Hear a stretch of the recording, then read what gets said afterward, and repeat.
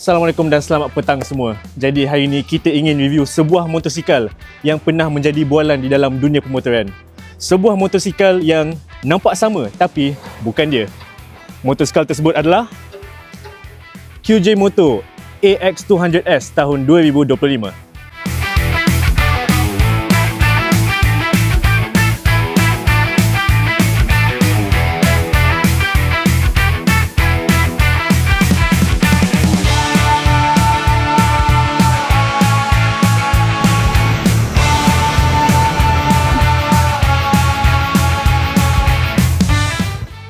Motosikal ini menggunakan enjin 175cc single cylinder liquid cooled single overhead cam yang menghasilkan 17 horsepower dan juga 15 Nm of torque.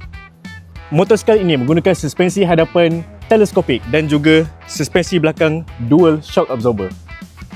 Motosikal ini menggunakan front and rear disc brake berserta dual channel ABS.